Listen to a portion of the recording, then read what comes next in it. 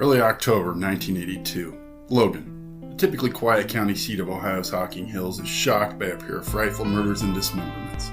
What follows is a twisting story involving lovers, villains, botched investigations, witchcraft, drugs, a wrongful conviction, and the community's loss of life and innocence. This is Township Falls.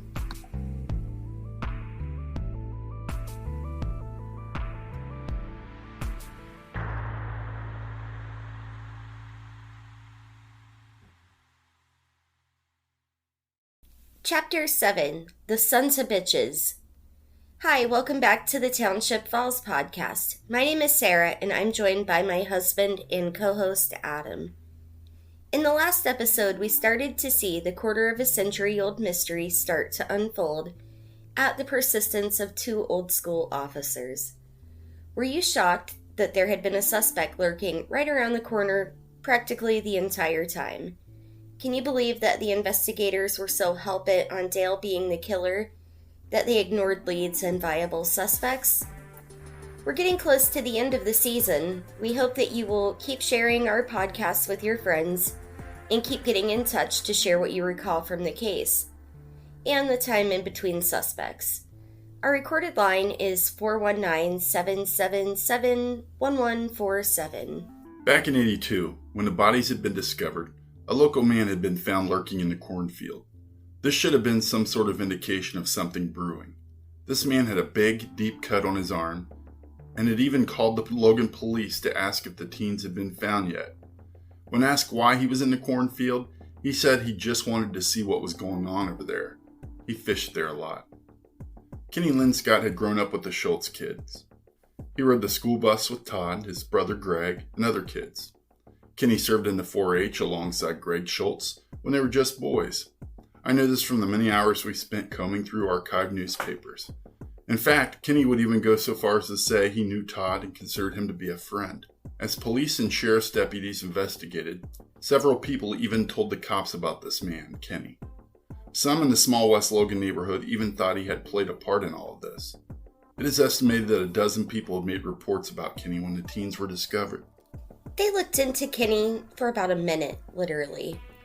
As people told the police about Kenny, they went as far as to get hospital records for Kenny, who had been treated with that nasty cut on his arm conveniently on the night the kids were reported missing. When asked about the injury, Kenny said, "Oh, I put my arm through a window."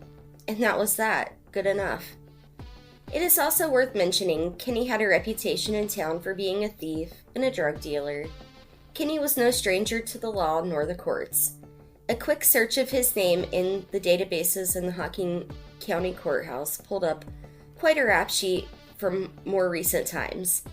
Although the records only go back so far digitally, I also admittedly only searched so much before deciding I'd given this man enough of my time and energy.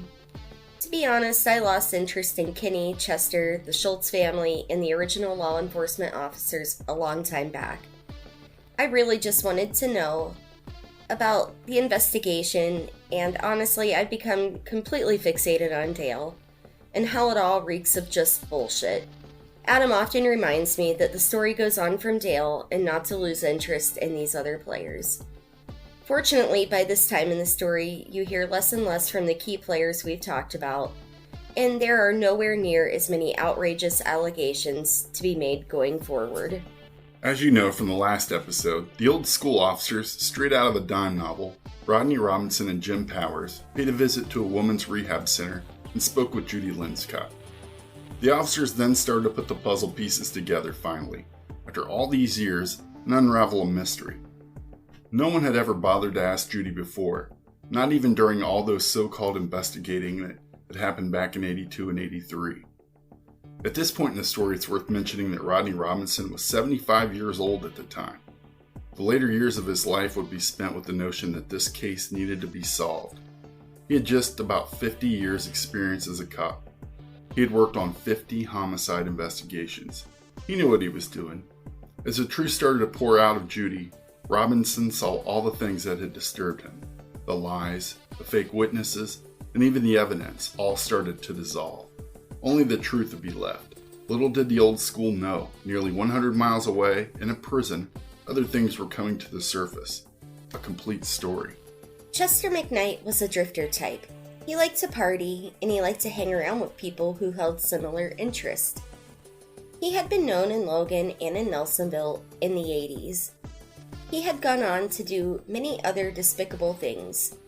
He tried to meet a 16-year-old girl in person. He drove his sister's car down to Cincinnati looking for some illegal sex with a child. But, boom, this is no child he is intending to rendezvous with. It was a Hamilton County police officer. What started out as a few months' sentence became 11 years, because Chester was a skeevy guy who had been collecting illicit images of children. Around the same time that the teens had been murdered, there was a report on an attack of a co-ed at Hocking Technical College, where Annette had attended in nearby Nelsonville, Ohio. Todd had been born in Nelsonville and attended vocational school there before he graduated. Chester had pulled a woman down the embankment by the Hocking River and tried to rape her at knife point. She got away.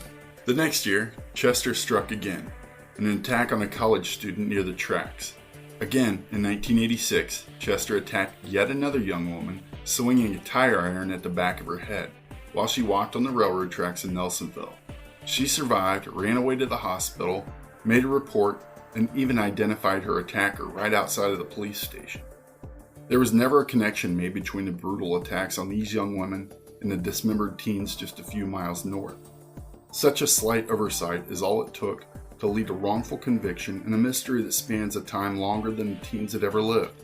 If they had just poked around a little more, if the people in charge had asked other area agencies what they had going on, you probably would have never even heard about this tragic story. But here we are, so the story goes on. Chester had actually served not one, but 2 prison terms for his attack on young women who happened to be walking along train tracks, not even 20 miles away from where Todd and Annette were murdered. Now, he also had these sex offender charges to deal with. Thinking ahead to the future, Chester knew that someday he would be released, and he had nowhere to go. His mother had been kindly informed that when he was released, he was not welcome back in their neighborhood. So Chester went to church at the correctional facility in London, Ohio, where he was housed. Somehow he is moved to confess to a crime that had been unsolved since 1983. Chester confesses to the detective on staff at the prison. He says he killed a flower shop owner down in Athens County in 1983. The shop owner was at a state park and was stabbed to death in the men's room. Well, this is all great. Wouldn't it be something to pin this unsolved case on this guy? But after looking into it, there was just one problem. How could Chester have killed someone while he was sitting in a cell?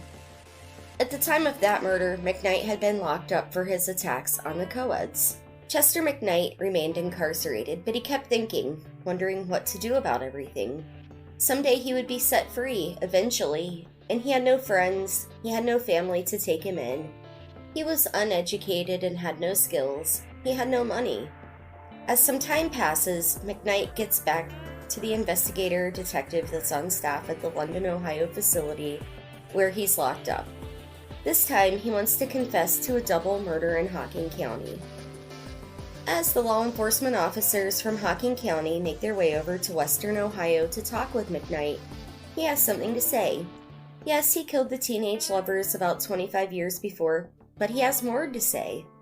Dale Johnston paid him $5,000 to do it. Now, investigators had their suspicions, and that was, what a waste of a day to go talk to a liar.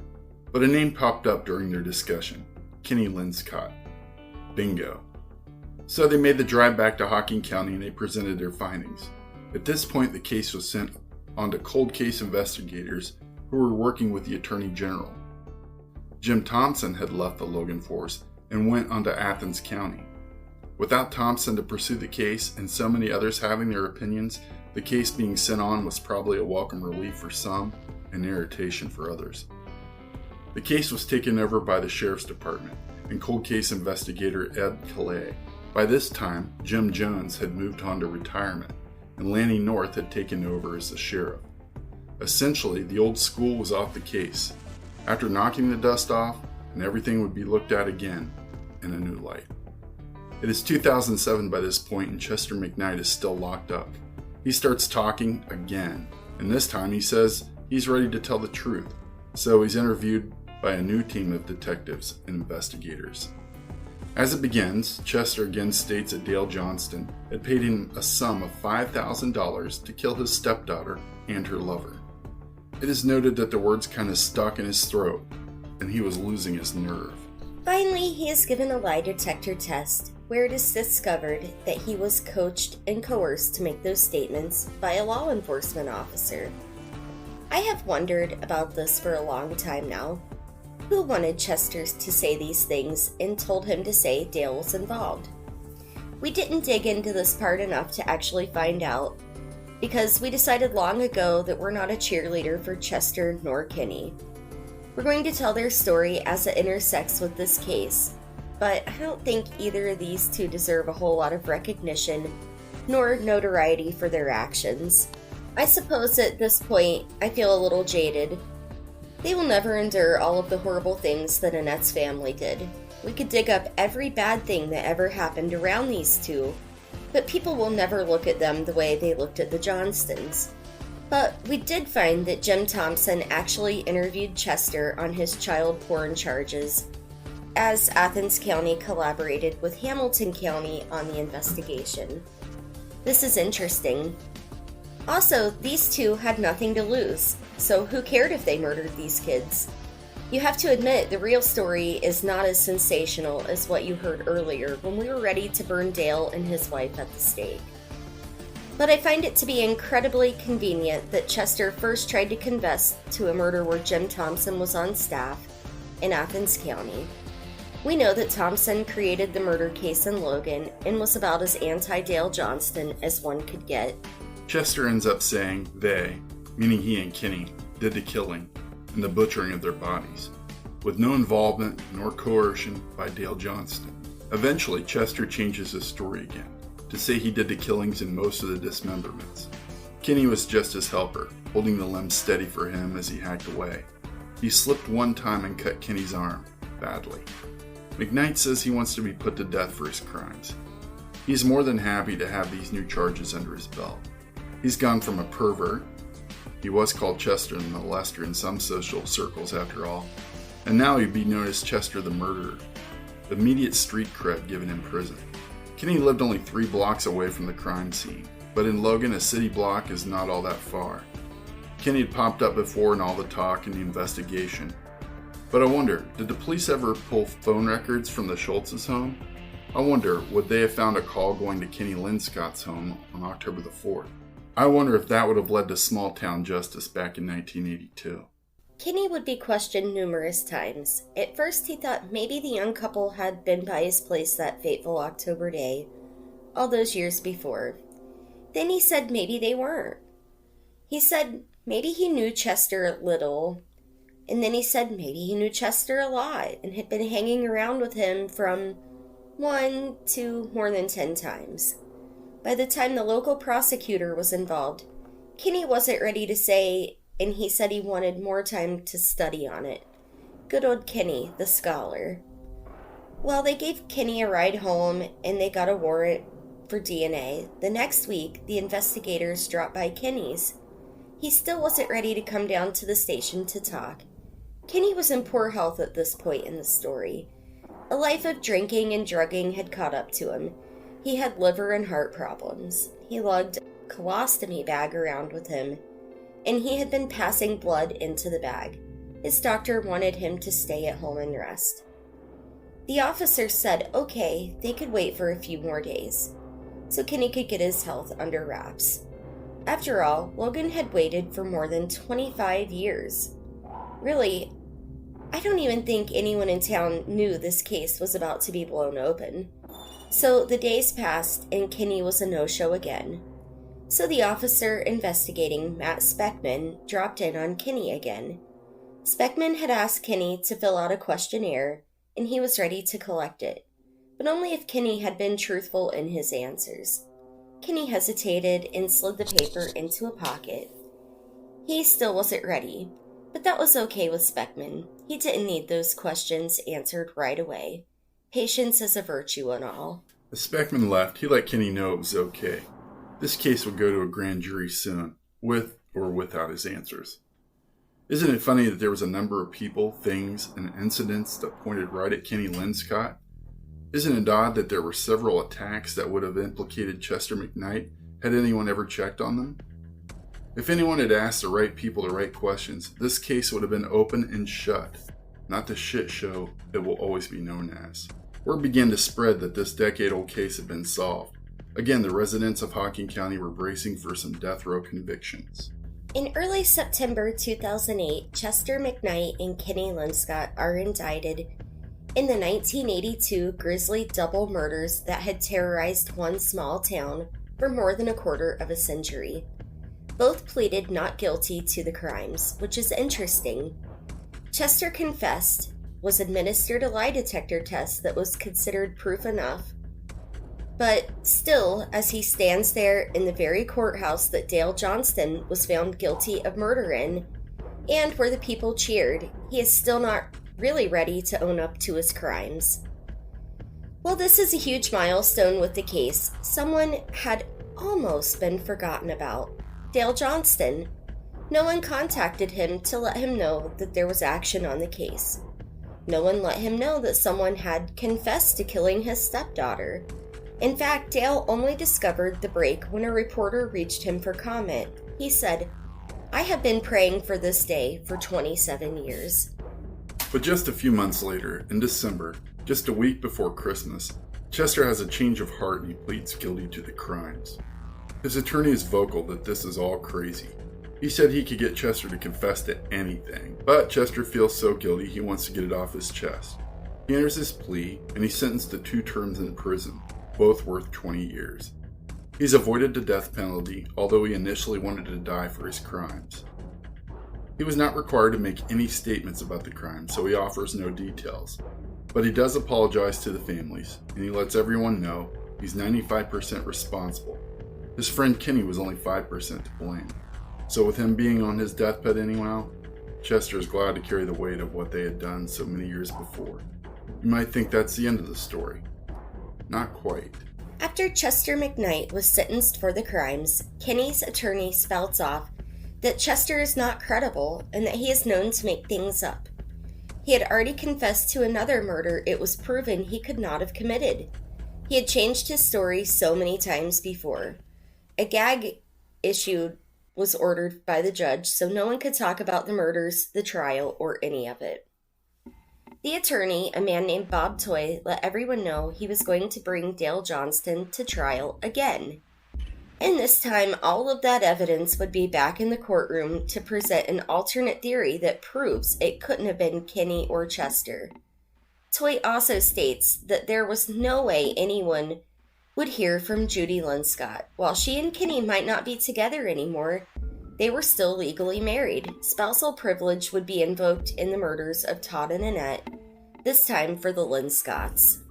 While Judy saw the man who would go on to be her husband and the father of her children walk off that pretty October evening following Todd Schultz and Annette Cooper, it was the missing link in the whole story. Toy would do whatever needed to stop that from being heard. It's a shame because Judy would have told some stories that painted Kenny in a whole new light. Judy reportedly told people that once her husband had tried to burn the house down around them, with the kids asleep in their beds. She also says that after having an argument with a man who rented from his parents next door, he became enraged and poured gasoline over the man's car and set it on fire. People started to keep their distance from Kenny out of fear. Judy was afraid of Kenny for good reason. She knew he'd helped kill that cute, happy couple all those years before. So, if Judy had lived with these deep, dark secrets for all of these years and had tolerated Kenny's bad behavior, thieving, and drug use, what had changed? That is a sad story. Kenny and Judy had 4 children. One night, Kenny sent their daughter Betty out on a drug run with her boyfriend. The couple was pulled over by the police, and Betty's boyfriend told her to just take the drugs so no one would get in trouble. Betty complied and ingested all of the drugs they had just picked up.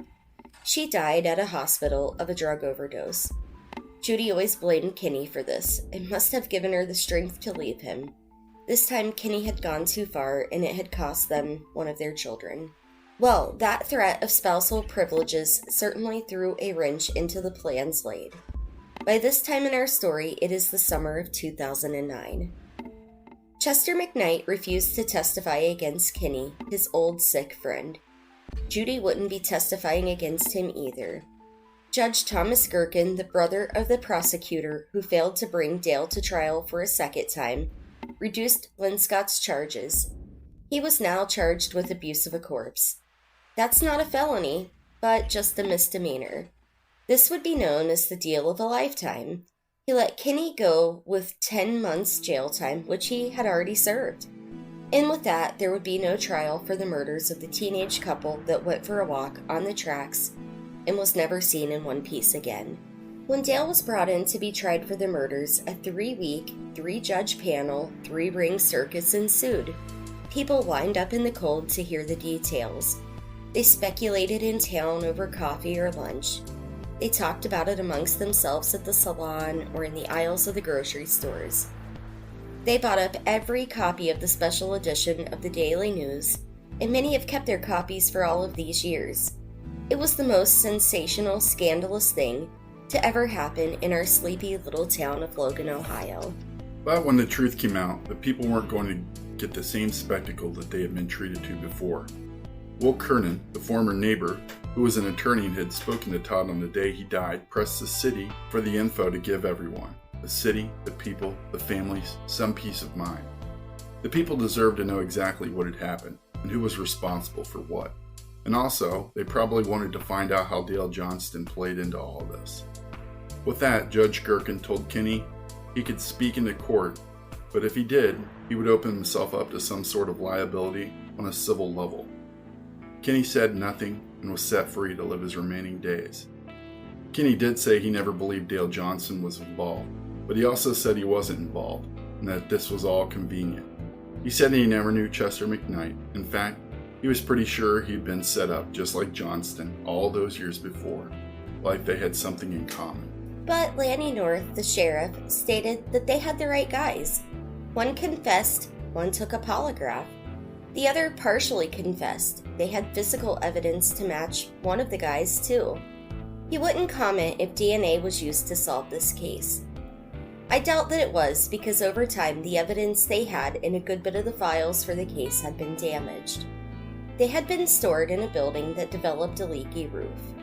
I can't imagine they preserved any DNA evidence any better than they stored everything else.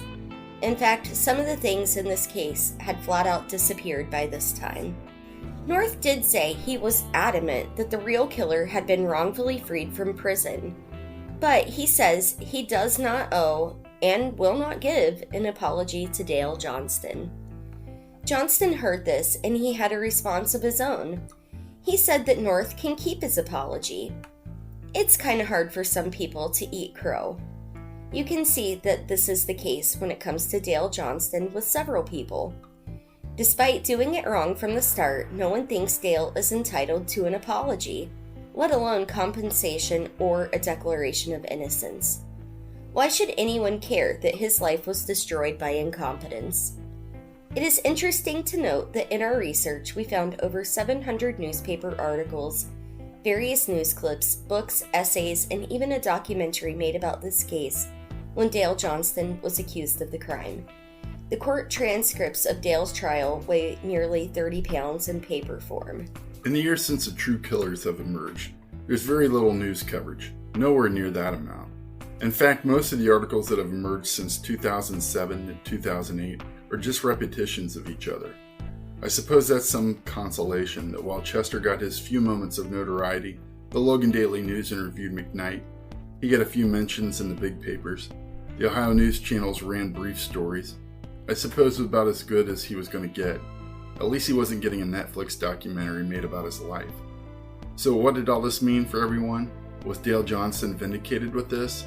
Would the town go wild lusting for justice as they had done those years before? Was this a burden of proof that Dale needed to be compensated for his wrongful conviction and all that he had lost when his stepdaughter died? People around town shared their thoughts. One resident, a retired man named Mr. Smith, said he always expected that Johnston was innocent. The cops didn't do their job. They were railroaded by the public, who wanted someone held accountable, he said.